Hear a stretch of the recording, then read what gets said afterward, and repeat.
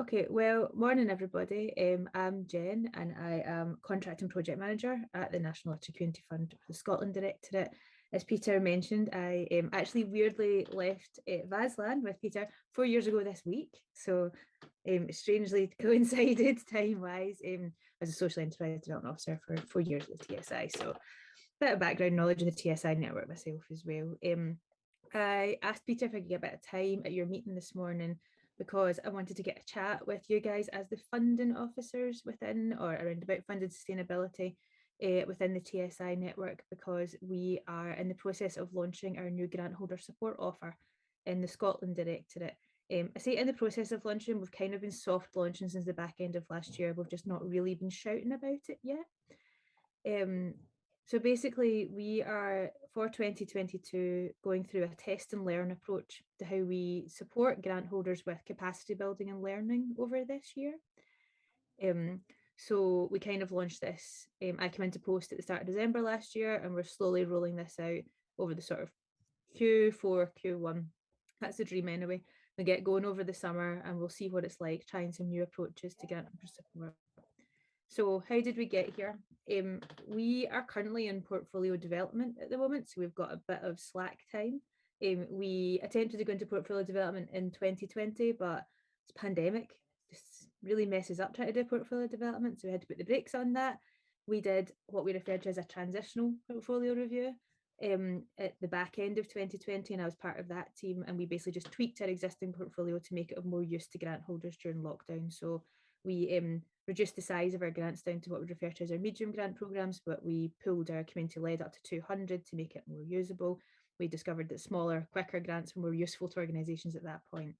And as we went through that process, we were also starting to have a think about what our grant holder support might look like, because our two existing support contracts that we had were coming to an end at the start of 2021. So we had previously been running with externally provided business contract and an evaluation support contract. The business support contract provided by SIB and the evaluation support contract was provided by Evaluation Support Scotland.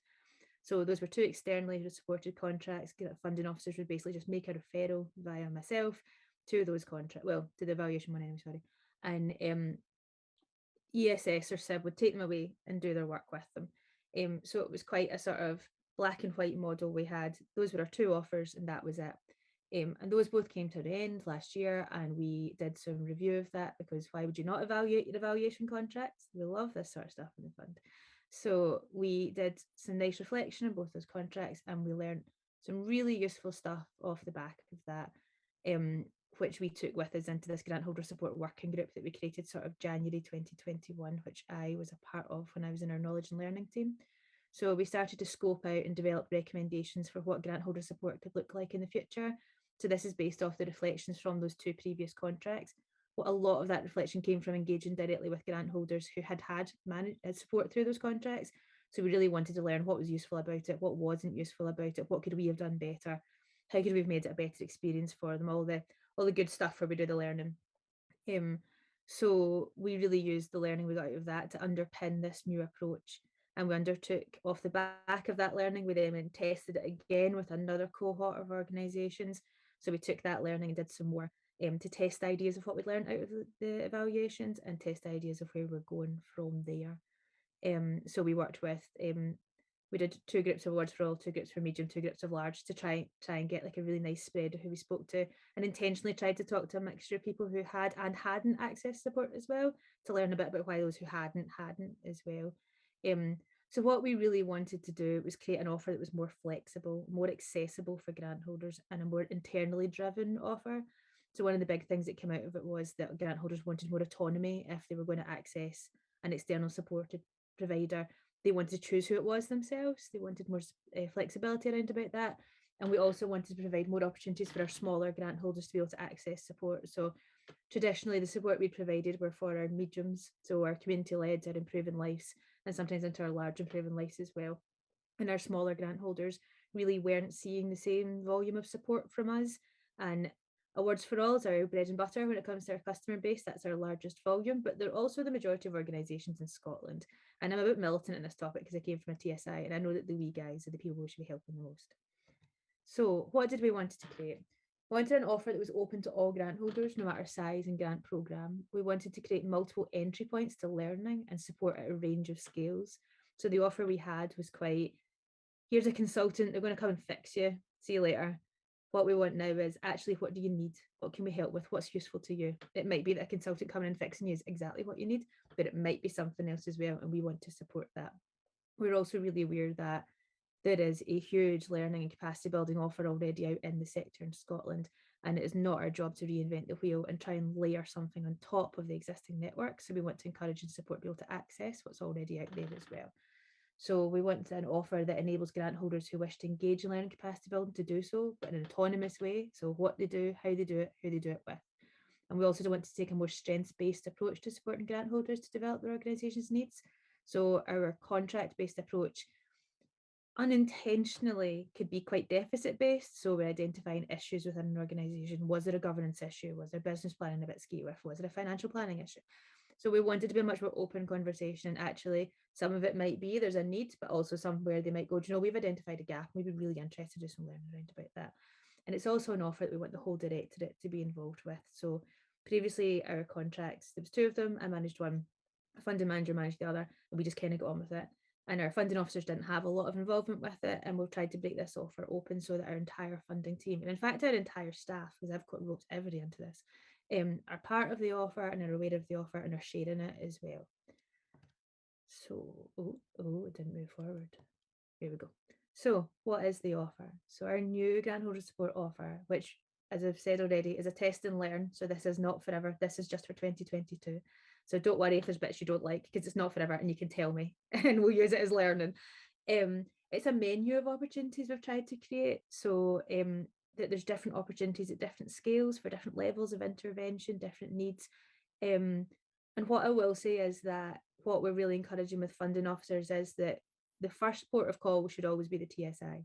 That for me is really important. If there's an opportunity where your organisation can come back to you for support, where they're supported at the local level, then that's what we'd want. So every single piece of documentation I've shared with the grant, with the funding teams, our toolkit internally and stuff, it always has, and get them to talk to their TSI. So we're keeping that right in there as well. So the sort of the larger, more strategic intervention that we can offer is not particularly catchily titled, but it's called the approved providers list. So basically, when the contracts were ending, we spoke to our grant holders about if they still wanted to access like strategic level support. So a consultant coming in and doing business planning, financial planning, that kind of stuff, restructuring, things like that. If we don't have those contracts, but we can still offer them support, would they know where to go if we were just backing up the money, really, and not providing as a provider?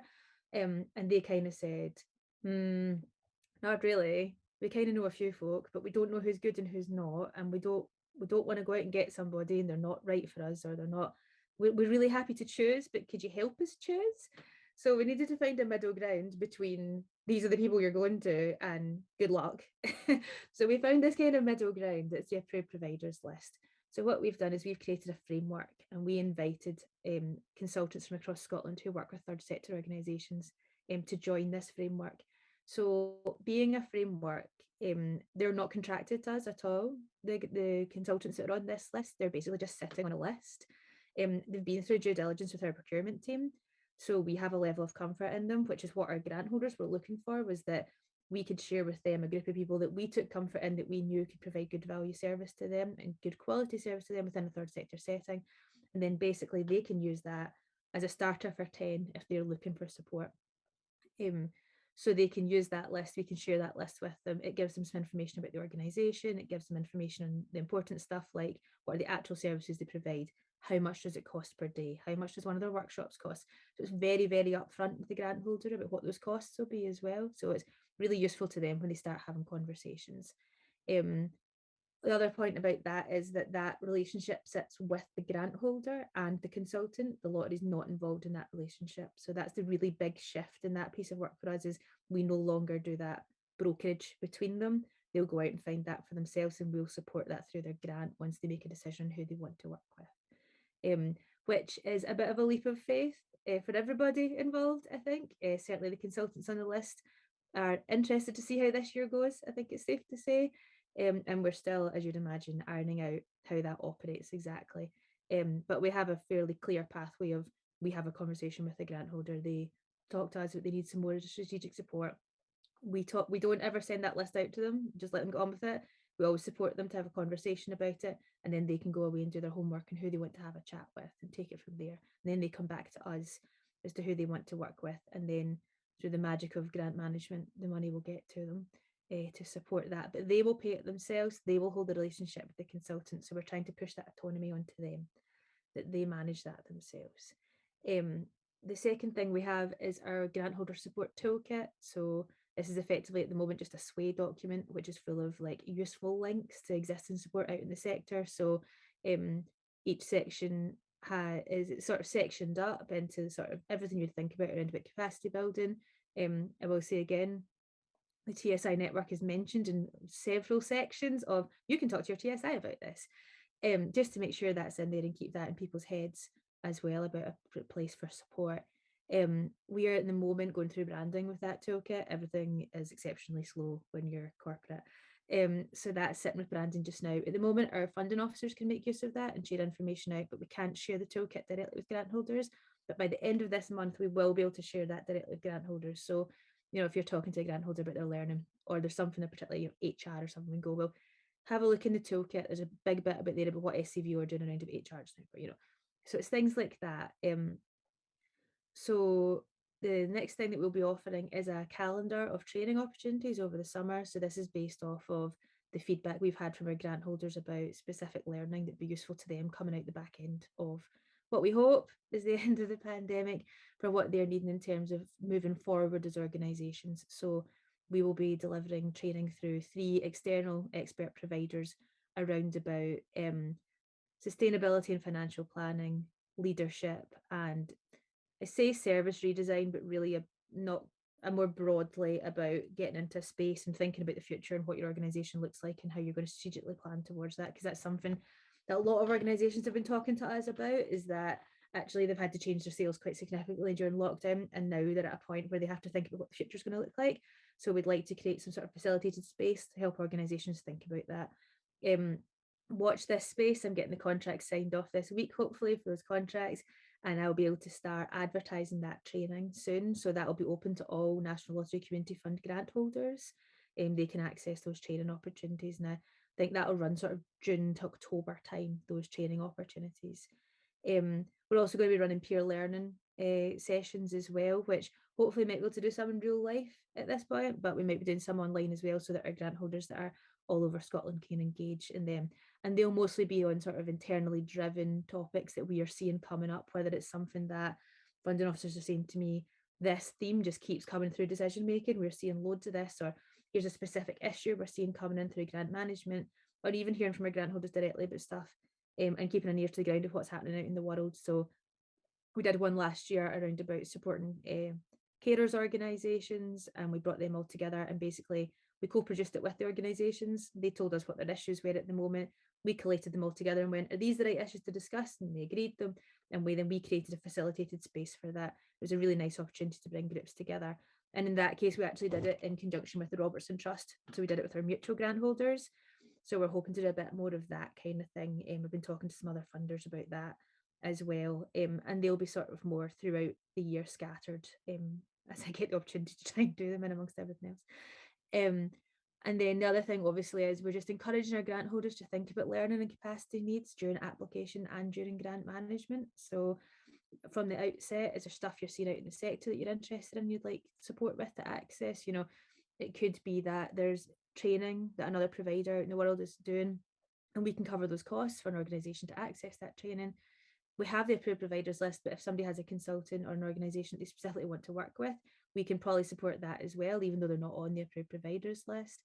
And we can think about things like, say, for example, somebody wants membership to an organisation for a year, to support their organisation with something. That's a discussion that organisations can have with their funding officer as well. So somebody wanted to join an umbrella organisation for a year, but actually for quite a small organisation, 90 quid membership fee is huge, then we can talk about building that into costs as well. So it's about trying to create a sort of wraparound effect, that it could be a tiny intervention of, we don't have the £70 to go in this training course we're interested in, or we need a consultant in because things are getting exciting here. So we're trying to make sure that there's points of intervention when there's like specific capacity building needs, but also the opportunities just to take up learning opportunities as well.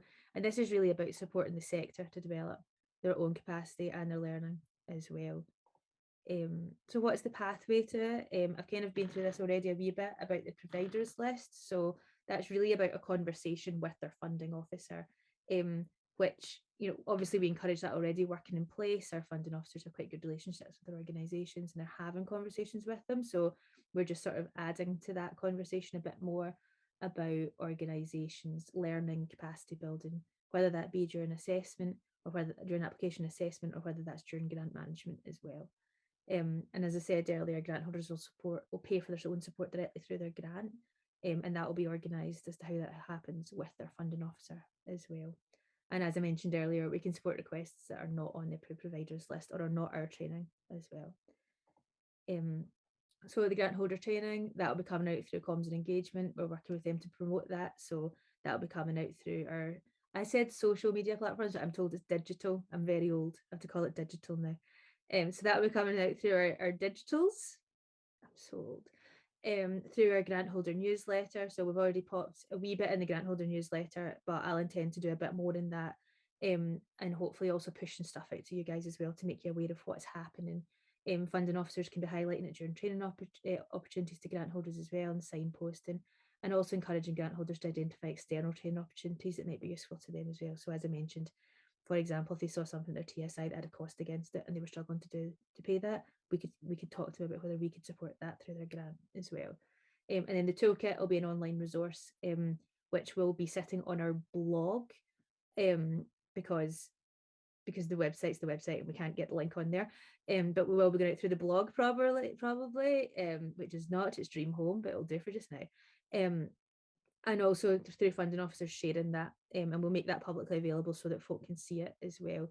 And also, as I said at the moment, just most importantly, get them if they're talking to you at all about needing support and they're a grant holder of ours, to get them to have a chat with their funding officer. Like, we're here to help. I used to manage the Evaluation Support Scotland contract, and the number of times I'd talk to a grant holder just randomly at something and they'd say, we're not great at evaluation, and I'd say, we've got this amazing contract you can access and there's tons of support, and they go, don't want to tell our funding officer we're struggling? Please tell us. We are not here to judge, we are here to help. Please tell us. Because there's always something we can do. So as I said, this is a pilot. It runs until the end of December this year at the moment. So what do we mean by test and learn? We're basically testing all these approaches. So we're getting a feel for what it feels like for us to have this menu. This is significantly more in terms of what we provided. The two contracts where I managed one on the side of my day job, another manager did theirs inside the day job.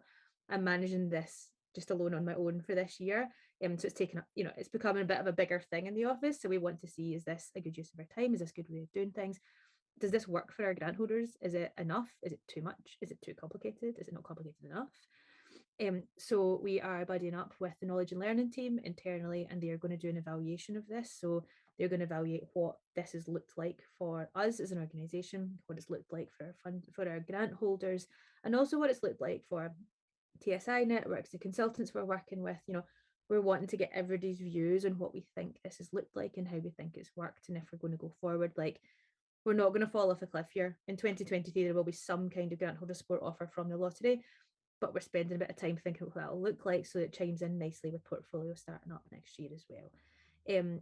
So I might be asking for favours for people to have a chat with the knowledge and learning team, just about what you've heard, what you've seen. If you haven't heard anything, then I've got to do better comms.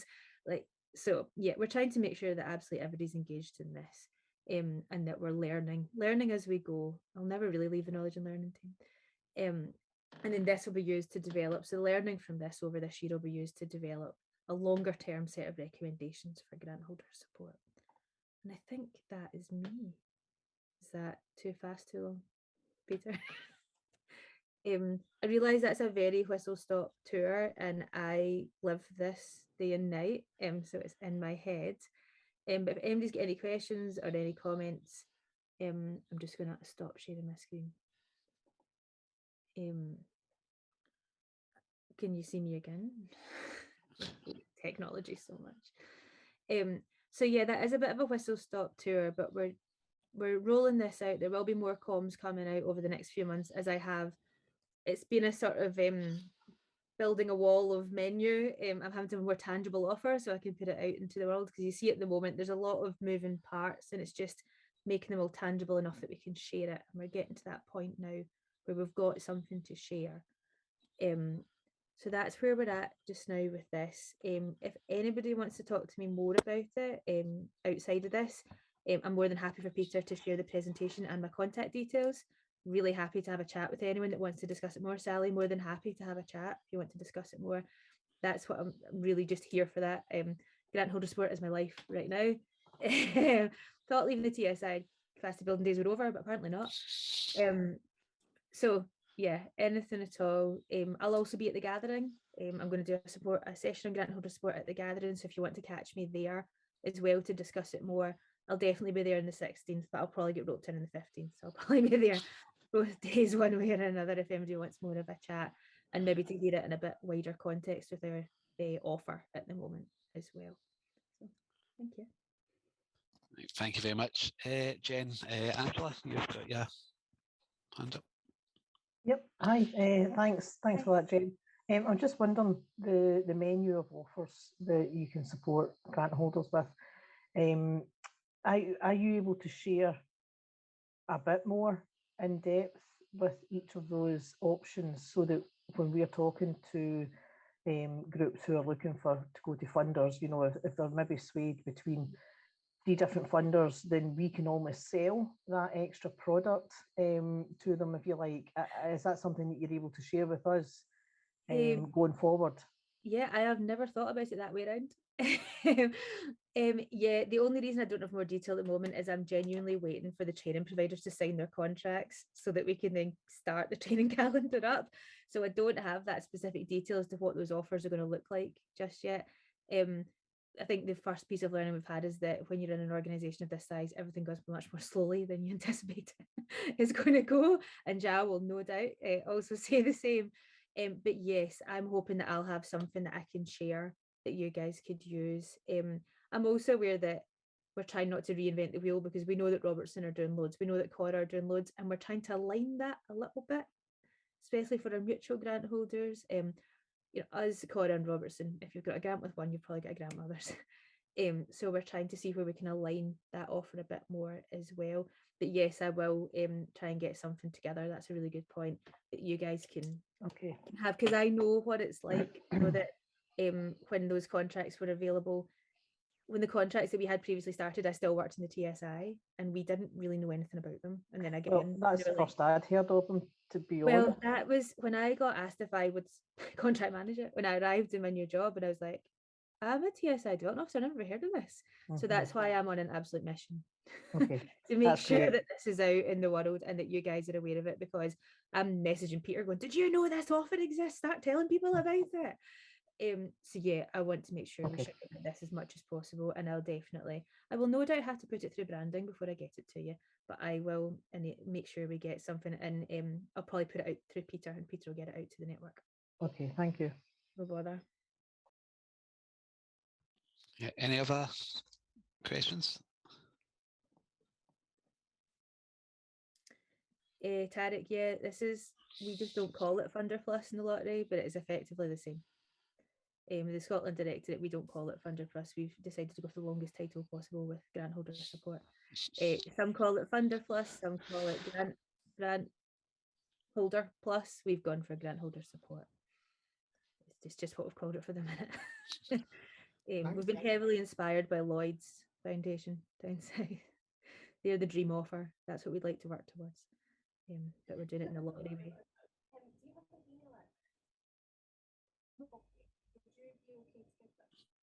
Okay, any more?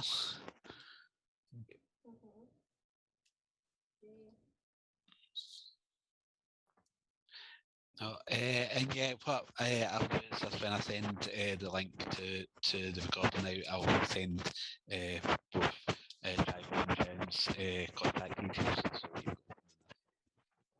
More than happy to chat. Then we can do that.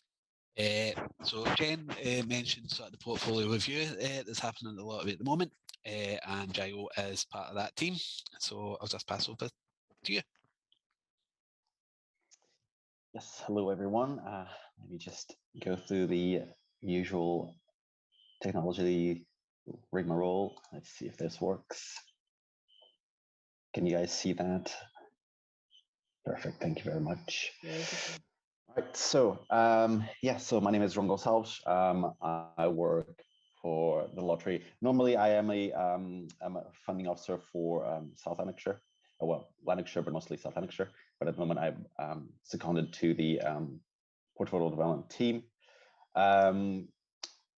So I'm just going to give you a bit of a brief. There's a lot of work undergoing, but we still, it's not going to be the same as Jen's work is way more down the line than ours is at the moment. We're very much in the early stages of ours, so I'll not have as much meaty detail to give you guys. But so as Jen mentioned, we wanted to launch a new portfolio around 2020, early 2021, because our current portfolio was launched in 2015. But of course, COVID happened and got in the way. So it was agreed that we'd have a transitional portfolio. As Jen said, it sort of remained the same with just a few tweaks to it, but largely the same. Obviously, there's quite a lot happening in the world right now. So it's we think it's the right time for a new portfolio that will be better placed to address emerging needs. And I think you probably already know about it, as the emails have all gone out. But our Improving Lives and community-led funding programs will close 2 new applications on the 30th of September because of this. But to be clear, the Awards for All, Young Start, and Scottish Land Fund programs are separate to this portfolio development, and they'll continue to be open as per usual. So this will not affect those programs. It's just the Improving Lives and community-led grants. As you might imagine, the portfolio development will be going through a variety of stages, from the more interesting, I suppose, work of figuring out who and what to fund and how to fund people, to then all the way to designing sort of bespoke processes both internally and for applicants, which is not as interesting work, but it's really intricate, and it's going to take us quite a lot of work, especially on the IT side and all that stuff. We're currently undertaking a consultation exercise with a variety of stakeholders, our current potential customers, members of our Scotland committee, other funders and institutional partners, including TSIs, and our colleagues within the fund. In the current phase, we are trying to get a sense of what our community's priorities are, being mindful that we are creating a portfolio that will remain open for the next 5 years and potentially fund activity for the next 10 years. So we want it to be something that remains relevant and responsive throughout the duration. Once we have collected a wide breadth of responses, there will be a period of analysis of these responses, followed by a phase of testing of portfolio ideas, both internally and externally. So what that means is that we'll be going out to our current grant holders, potential new grant holders, people like you, to ask, does this feel like we are being, we are meeting the sort of the ethos of what we want to achieve? Do you think we're making this the right choices? Do we think we are making our grants accessible and all that stuff? So we'll be going out externally to test all those ideas, and once we feel we've got it right, there'll be lots of internal work to get all the processes in place in time for launch in early 2023. I cannot give you a date at this point in time, but we are definitely aiming for it, early 2023 launch. So far, we've had 5 customer engagement sessions with over 50 attendees for most, if not all, local authorities, and across a wide range of thematic focuses and organizational sizes. We try to make it as wide breadth as possible to make sure we get the widest variety of views as we can.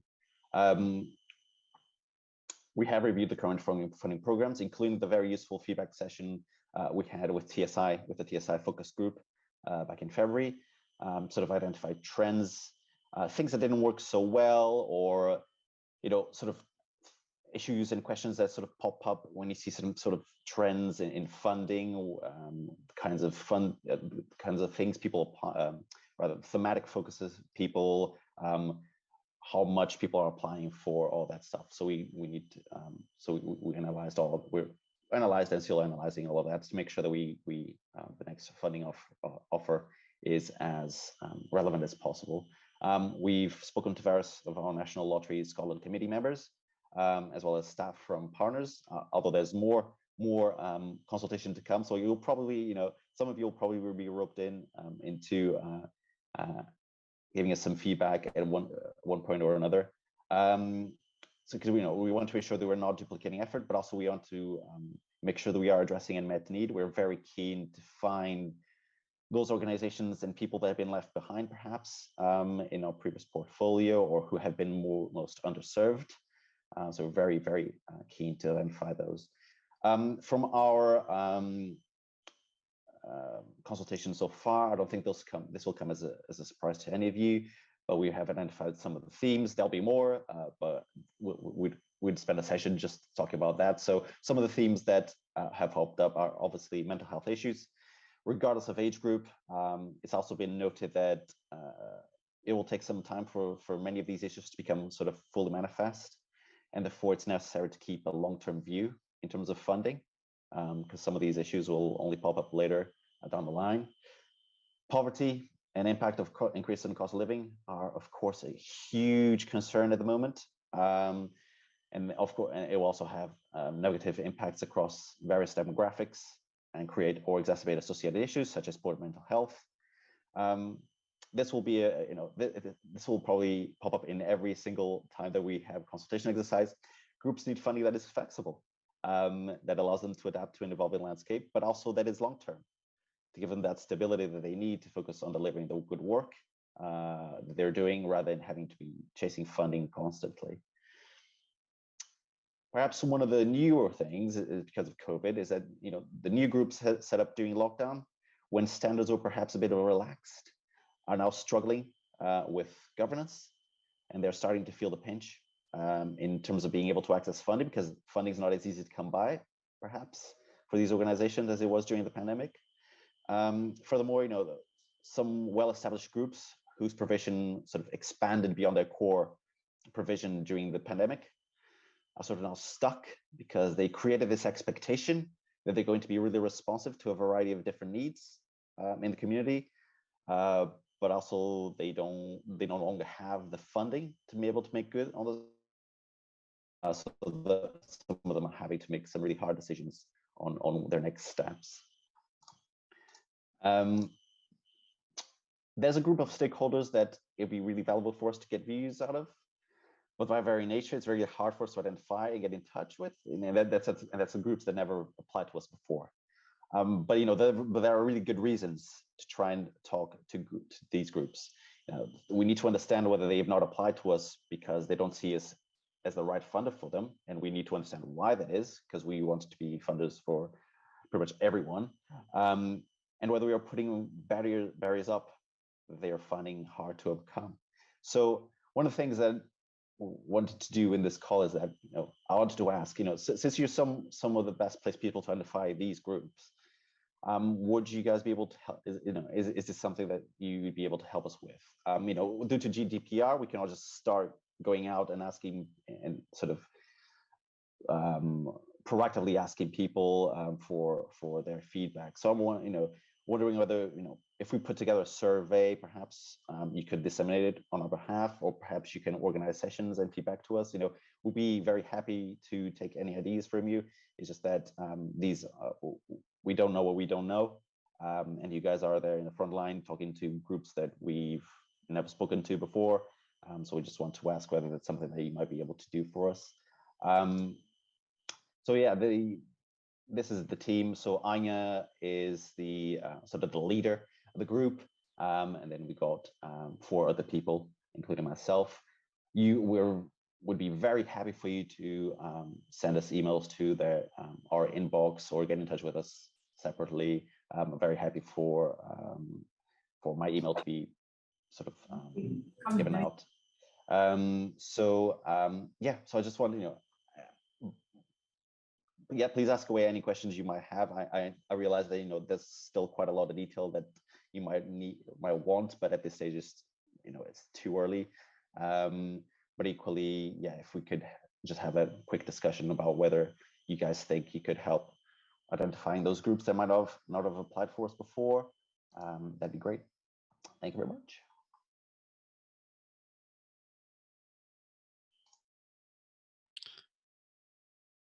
Okay, thank you. Is there any observations or any questions that we have?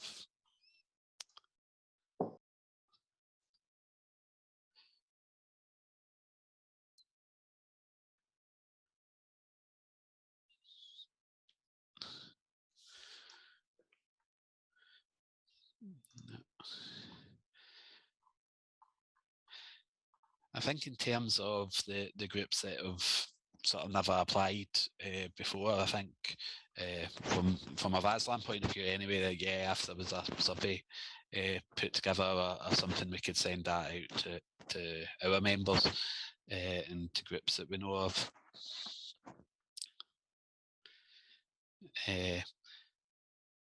Marion was just we're recording today's session as well, so we can get the slides out along with sort of just the recording of the conversations.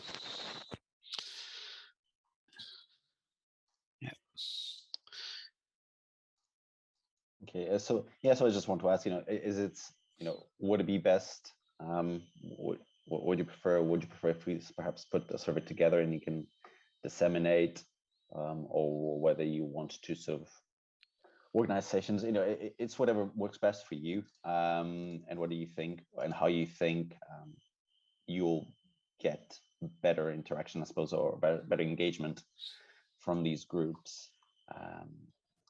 So it's just let us know what might suit best. Okay, Marion, thank you. Yeah, has anybody got any sort of thoughts on that, over like surveys over face-to-face, or look. Sorry. We'd certainly be happy to sort of share a survey around. I think I suppose the main thing I'd say is try not maybe don't make it too long, because I think you're probably more likely to get people to fill it in if it's a short one. Just so. Yeah, absolutely. No, and because of the nature of this survey, if people never applied to us before, it's more likely that it'll be at sort of the awards for all levels. So it's more about understanding how people see us as a funder and whether we're putting up barriers. So yeah, we're not going to be, especially at awards for all level, we wouldn't be burdening people with a huge questionnaire. They don't have the capacity for it. But we'll definitely keep that in mind. Thank you. Yeah, I think that's maybe one of the issues. It's if they haven't applied before, like normally we would say, put on an event, because what I've found in the past is you bring a funder out, then everybody wants to come along to the event because it's sort of that carrot, because they assume you have the money. But if they're not coming to you in the first instance, then maybe the survey, and then maybe follow that up with face-to-face events sort of later on. Perfect, thank you. Yeah, we'll have a think then.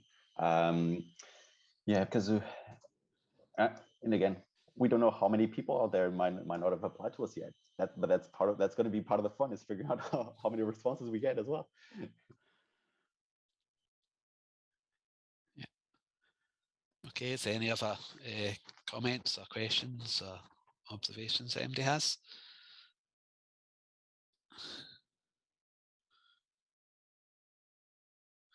Speak now or forever hold your peace.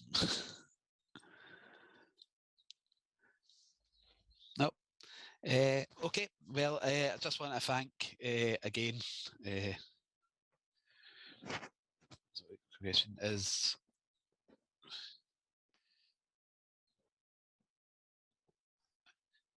operate operator behind the National Lottery changed? It's No. question Taryn's asked. Is it still Camelot, in other words? So they're separate from us. Right. Okay. The National Lottery Philanthropy Fund is a non-departmental sponsored organisation.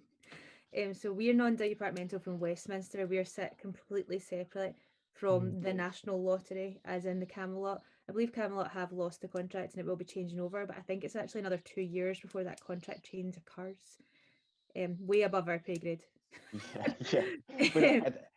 But at the end of the day, it doesn't affect, the only thing that affects us is how much money they are able to make, right? So it has nothing, in terms of governance, we have nothing to do with them. All that affects is how much money they're able to raise their lottery.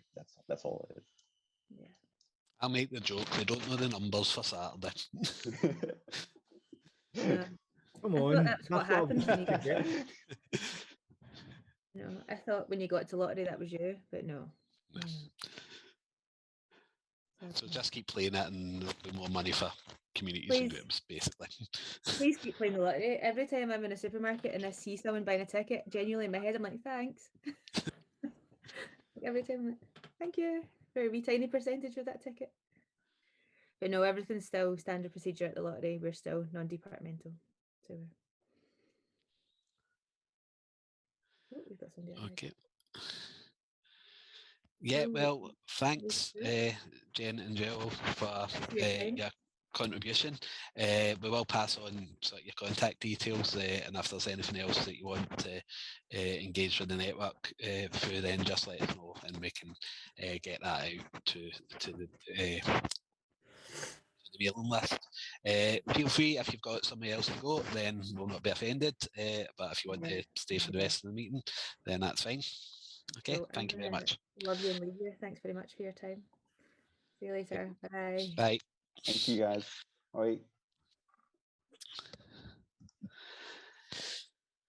Okay, the second part of today's meeting was just to have sort of an opportunity to network and sort of have just a discussion. We know that it's been quite a while since we had sort of the last funding officers network. There's a lot sort of been happening, obviously in the world of sort of external funding, but also in terms of sort of fund management for the TSIs.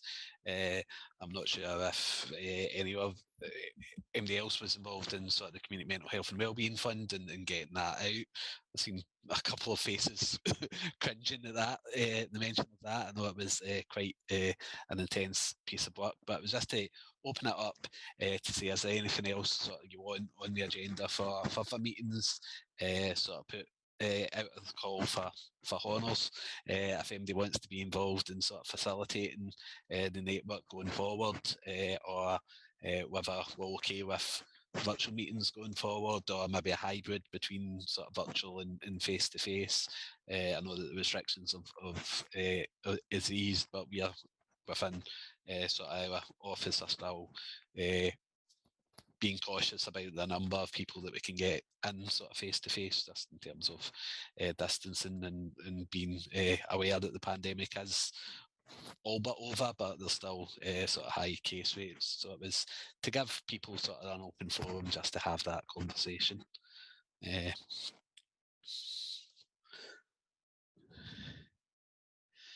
Yes, hands up, Derek, that was my my bad for that. We will check to make sure that there isn't any other network meetings on, because I know that there's a lot of crossover. A lot of the officers that do the sort of funding aspects within TSIs also have obviously a governance aspect to that as well. So I apologise. That was us just eager to get a network meeting together. We have had quite a few sort of apologies, because I think the governance forum dates were out before this one, so I think they've take that.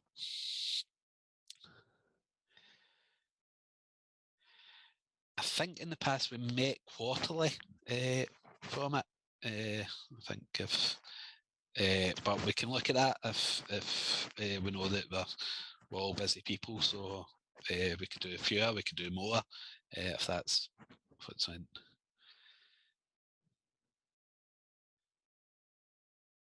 yeah, I know everybody doesn't use Slack. I know I only sort of dip in and out when I think there's things that I need to know that are happening sort of at network level. So there was an email sort of bulletin and an email list that went out previously, but I know that a lot of people have moved on and there's been changes and whatever. So we sort of just cobbled an email together between sort of just the general TSI email addresses, but a lot of people have now came back to us and asked to be added onto it. If we're happy, we could just sort of keep that going as an ongoing sort of between meetings and have it very informal and just pull a network meeting together when we think there's enough on the agenda, or if we want to get somebody from a funder or a support sort of national organisation in to do a bit of an input, we could sort of take that forward as well.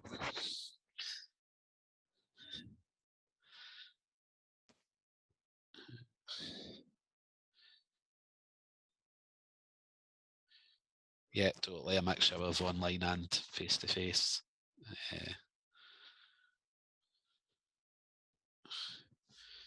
Could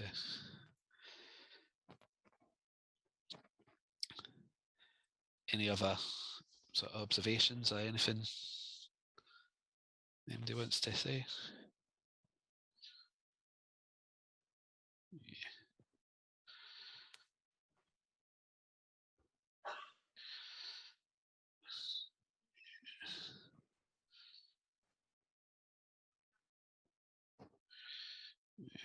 Yeah, Tarek's saying just found it very helpful in the past.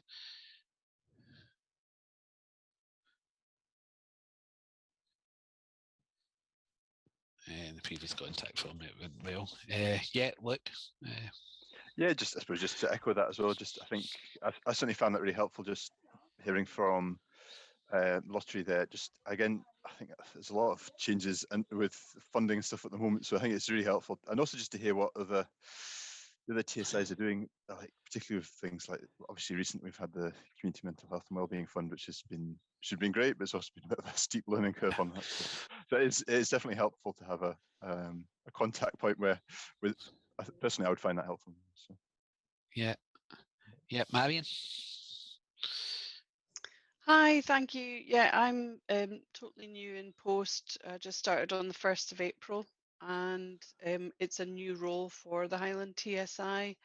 So I am very much at the bottom of a steep learning curve at the moment, and really grateful for the opportunity to meet you all and learn from you all. And I'm wondering if is there such a thing as a preferred platform that people use to monitor or track the funding reports that you're gathering in? Anything like that? Do you mean in terms of who's got what sort of idea? Yeah, who got what and when their report is due, and that kind of thing. Anybody want to? Yeah, right. Is it okay if I Yeah, come in no, there? you go to it. Yeah, there's a couple of things. So National Lottery used to, I think, was it monthly or certainly fairly regularly issue a bulletin which actually had a list of those that have been granted awards. So I haven't come across that for a long time. I'm not sure. That might have been a question to take back to them. There's also the platform called 360. Goodness. There's actually a data sharing platform for various funders, and they feed into that, and that gives a bit of information around funding grant provision to different organisations across the entire UK. So there is a bit of intelligence, access to a bit of intelligence as to who's got what. But certainly, I personally found the National Lottery month-to-month bulletin that they issued out, which actually was a spreadsheet.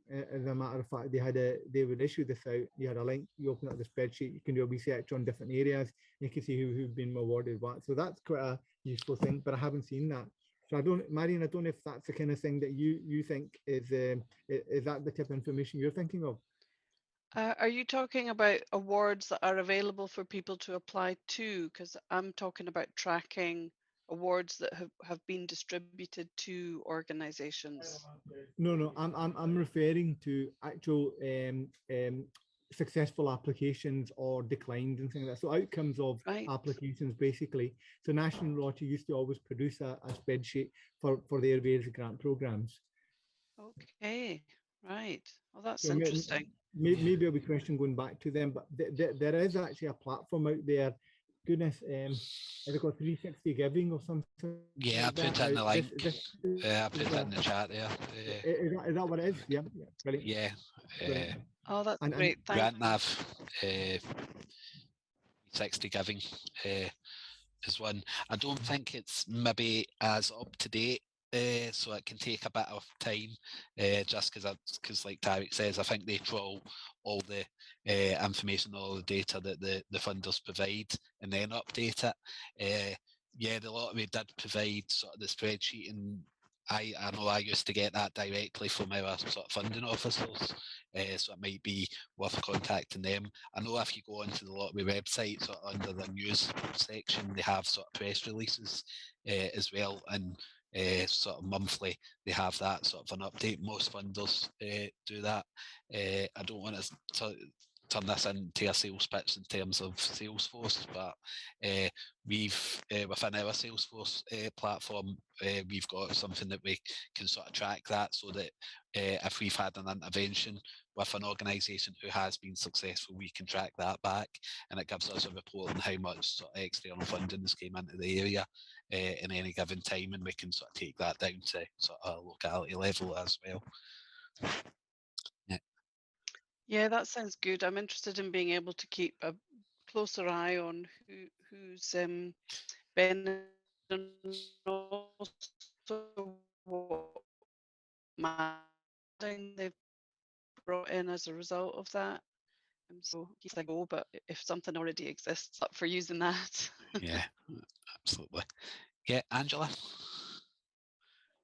I was just wondering on the back of that, and I know some of the funders actually put it on their website who has been successful.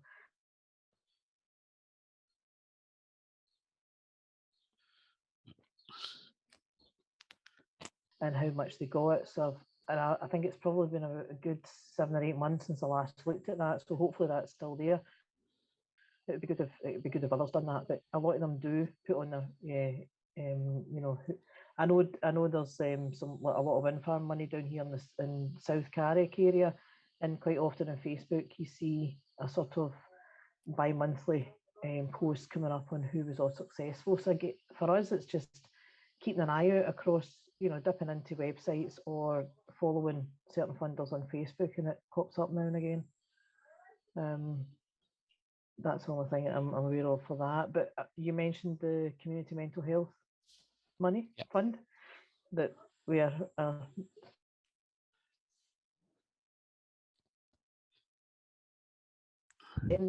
I just wanted to put it out there, and I don't know how anybody else felt, but for us, it's gave an amazing opportunity to build good relationships with a lot of groups out there. And for the groups who weren't successful, it's gave us that opportunity to help them go and seek that funding elsewhere. So yeah, it has been hard work, but I just think it's been pretty amazing for our point of view. One, that we actually got it to distribute in the first place. That we have that respect and that responsibility now, but also, as I say, building relationships out there. I don't know how anybody else felt about that, but that's just how we felt.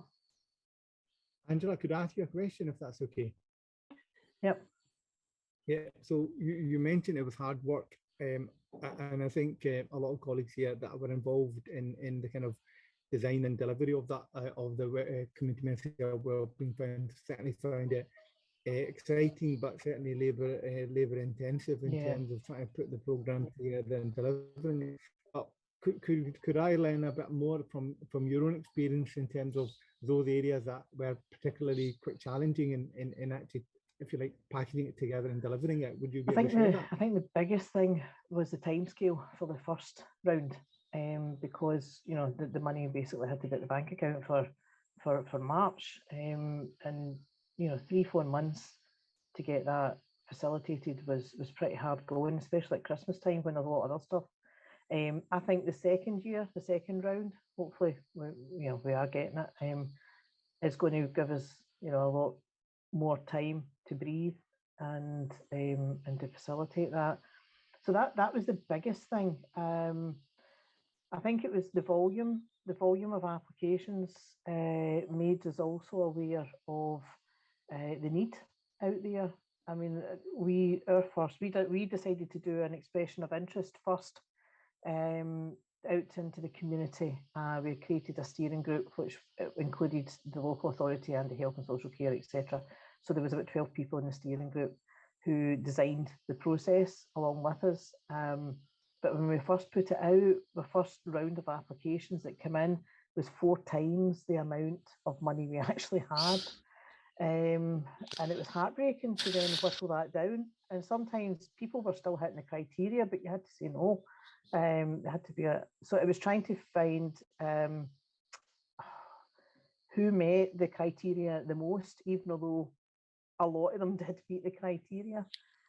So that was quite difficult. But again, that lent to opportunities to run some foreign some funding events as well, to try and get other funders to come along and present, just like what happened today with the lottery. So it was trying to work with those groups who were unsuccessful. So that's also added extra work on top of working with the groups who were successful. But yeah, and evaluation, I know we touched on that. I think the lady for the lottery, Jen, did. We actually brought in ESS to do workshops with for applicants who were successful, because a lot of this was small local groups. Myself and my chief officer went out to all the small villages around Ayrshire, and we asked what people really wanted from this fund, and they wanted local delivery. Small groups, very small groups, some of them at the stage where we quickly had to help them get a constitution together, a bank account, etc. But it was great stuff. That was who it was to get to. But obviously then it came to evaluation, and you could see them sort of rabbit in the headlights, sort of ready to run to the hills at the word evaluation. So we brought on Evaluation Scotland to sort of do a basic workshop on the very basics of evaluation, and that's where we're going to work with these groups throughout the year. Even just, they didn't know, even just take photographs of your groups working, anecdotal stuff, all the very basic evaluations. So that was something that I hope we've left a bit of a legacy with the groups who were successful, and that they've got those tools going forward. So yeah, so it was a sorry, Tarek, I've went on a bit, but it was a few wee bits and pieces, but overall it was the time scale of trying to do all that. Brilliant, Andrew, that's incredibly helpful. I mean, I suppose one of the reasons I asked that question is because I gather the kind of experience for most TSIs is going to be much the same, the kind of huge volume and the administrative kind of burden in processing that, and obviously delivering it within a fairly short time scale. I mean, certainly for ourselves at CVS Falkirk, we exactly the same. In actual fact, we had scheduled 2 rounds on the assumption that because it's such a short period of time, we're unlikely to maybe get the full level of applicant, but that was completely we were the same. I mean, in actual fact, we were oversubscribed by 50% or thereabouts, and therefore we just didn't have the money to do round 2 whatsoever. However, given I mean, myself and 3 other colleagues were actually packaging the program together, devising everything from the actual form to the guidance to the FAQs and various things like that, and then obviously getting out there and actually getting people to apply and so on. However, one of the things that we realized was that there was a huge amount of time that was spent in actually pulling this together, and straight away we felt that going forward, if TSIs are going to take a much more active role in actually being grant givers or distributing grant funds, obviously this we've got the highly likelihood of round 2 of community mental health wellbeing coming, and perhaps other things out there as well. Then what could be very helpful is a level of efficiency in being able to bring that bring a program and very rapidly put out there to the sector so they can apply in a very much more efficient way. So one of the things that we are doing, and we've actually been working on a wee bit of a technology-driven solution around this. Obviously, everything's technology-driven mostly. Humans aren't going to quite get replaced overnight. However, technology adds a very strong value, if you like, to some of the processes. And one of the things that we're looking at the back end is devising a solution to allow us to be able to turn around a grant program from point of knowing that you have a program sitting there, taking out to the third sector and actually managing processes and the efficiencies that can be brought through use of technology. So this isn't a sales pitch as such. However, it's something that we're investing a lot of time and effort in. And if colleagues here representing their respective TSIs are keen to maybe learn a bit more and find out where there could be a level of value add to your own propositions, then please do drop me an email. It's something that we are investing fairly heavily in, and we're doing so with the hat of a TSI. And I could imagine that our experiences, your experiences are fairly similar. So please do get in touch with me. I'll drop my email in the chat, and if there's any way we can support one another to try and make things much more efficient for the sector, which is obviously who we serve, then yes, we'd be happy to explore some ideas. So anyway, just a bit of background information, Angela, and thanks very much for sharing that with me. No worries, thank you. Yeah, absolutely. Similar to what Tarek was saying, sort of from our point of view in terms of the grant management system, we built a whole sort of grant management system within our Salesforce platform that we were putting in. We did initially do it just for the Community Mental Health and Wellbeing Fund, but we've quickly seen no, we needed to sort of future-proof this in terms of other funds that may be coming our way. We manage the Integrated Care Fund within South Lanarkshire, and we also have a couple of sort of small local grants that we're managing at the moment, just sort of very small sort of seed corn funding. But what we found was we wanted to have a system that would be able to be adaptable to any sort of grant that sort of comes in, so that we can track how many applications are coming in, what priorities they're meeting, what localities they're coming to, and just at any time we can see and have reports on how many applications are coming in, how much left is in the pot, if these are all successful applications, how much is left or not, and we could take that forward. We're happy to sort of share that information and show you around that for anybody that wants to sort of have a look at that. So if it's something that you're interested in, then just let me know, drop us an email. Glasgow used online applications and a system to manage. Talk to Ian Bruce.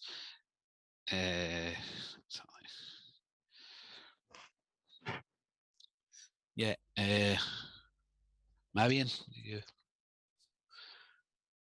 Yeah, just to pick up on what everyone said, it sounds like everyone's at various stages of developing some way of tracking the applications that are coming to TSIs and being able to track the distributed funds, which is what I was talking about earlier. But I guess from our point of view, we have an online application system, but the big question is, with the Community Mental Health Fund, obviously we didn't know what Scottish Government were going to be asking us for until we got the template report, and suddenly they wanted to know the size of the revenue of each organisation, the split between capital and revenue funds that were distributed, etc. So we hadn't been tracking that as the applications were coming in, because we didn't know they were going to be asking that.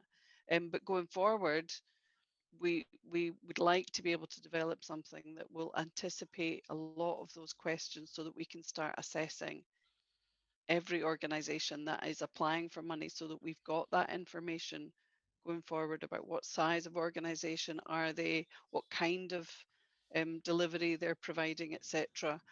And hopefully that we'll be able to replicate that information if they also apply for other funds that we're distributing, such as alcohol and drug money or money for children and families. And I don't know how realistic that is at this stage because I'm very new to this, but I'm not sure if any of you are using the same system to track that type of information, detailed information for different fund applicants, if you know what I mean. Yeah, I mean, I'll talking this. What we've done is sort of the grant management system that we set up for the managed funds. Is tied into our Salesforce system and our CRM. So don't ask me to get into the technology aspect. I just know that it works, but one end of it sort of speaks to the other, so we can sort of populate it from information that we are collecting sort of generally in terms of the interventions that we are having with the groups. And we get a lot of that information in terms of just the data that we are collecting on groups generally. So we sort of do a trawl of all the charities and take it from sort of the Oscar returns in terms of the annual income. So it gives us maybe that sort of starter for 10 aspect where we could go back. I think, yeah, totally the sort of Scottish Government, as I want, changed the goalposts a little in terms of the information that they were asking for. So we did have to go back to a couple of groups and say, what's your annual income again? Sort of aspect. But I think we can now sort of see and sort of future proof it. And I think we are in a very fortunate position that we've got sort of our IT guy Angus who can build and add on sort of the buttons that we need sort of going forward because we have sort of built it in-house. Like I said, I don't know the ins and outs of it. I basically say, Angus, can it do this? And he goes away and does it. But he's quite happy to speak to other TSIs and do you and sort of show you around the system that we've got and how that could be adapted sort of going forward for yourself. I don't want to turn this into a sort of sales pitch, but it is there if MD wants to sort of just have a wee look at it and sort of see if it's something that could be adapted within your own system, or you wish to sort of take that forward. It's maybe even something that we could look at in terms of grant management if there is going to be a year or two of Community Mental Health and Wellbeing Fund. It's something that we can maybe take back to the network. I could get Angus to come along and just show everybody sort of the system that we have in place, if that would be beneficial. Yeah, well, I mean, just there, I mean, clearly we've got about 3-4 colleagues that have said that they've used various systems, own internal systems, and I think one of the things, you know, it all costs time and money. If there's a level of standardization and sharing resources, albeit sometimes we adapt them for kind of our localized requirements, I think that's all what we ought to be doing, really, to be frankly honest with you. Why reinvent the wheel like 5 times over when in reality someone's already put it out there? But I think you know, this is perhaps a discussion. I mean, I'm almost thinking that, you know, we've got a governance forum, we've got a funding officers forum. I wonder if we need a technology forum, which basically is for across the network around these type of things, you know, these challenges that emerge and what solutions are being formulated. I know, you know, for example, Salesforce, I mean, we all use Salesforce vis-a-vis Milo, and in actual fact, one of the key grant management engines, if you like, is Salesforce, and in reality, the bulk of the principal grant funders, national grant funders, including the National Lottery, actually that's a platform that they use. But obviously these things do vary between a funder as such as you know, National Lottery versus a localized TSI. So perhaps this is a conversation to have around technology as being a critical focus and how the network can facilitate you know, a forum or a network to allow those type of discussions to take place. I think that's actually, you know, I don't know if it's a no-brainer, but I certainly think it's something that we ought to be investing in, because I think, you know, if you've got 32 TSIs or 32 local authority areas all doing their own thing, yet then the requirement is much the same, I think there's efficiencies and cost savings and a lot of learning that can be shared and and brought to good value for everybody's benefit there, basically. Yeah, absolutely. I think that's something we'll take a note of and feedback to the wider network if it's something we can look at to take forward. Any other comments on Community Mental Health and Wellbeing Fund or anything in general?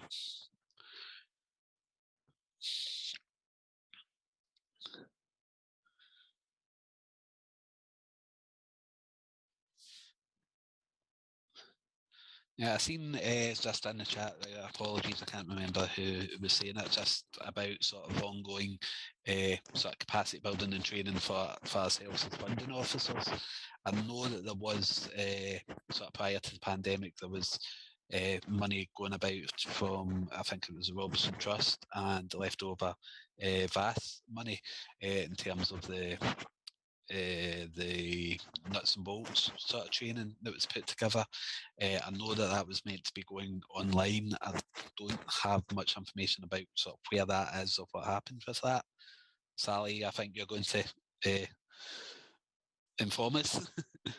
Well, I don't know Hopefully. about that, but I can mention the TSI Scotland Learning Management System is with ourselves at GCVS. Right. So there's a set of, they're not specifically for training for funding officers. That's why it's sort of related, but not directly answering your question. So the learning management platform is now there, and our wait a minute.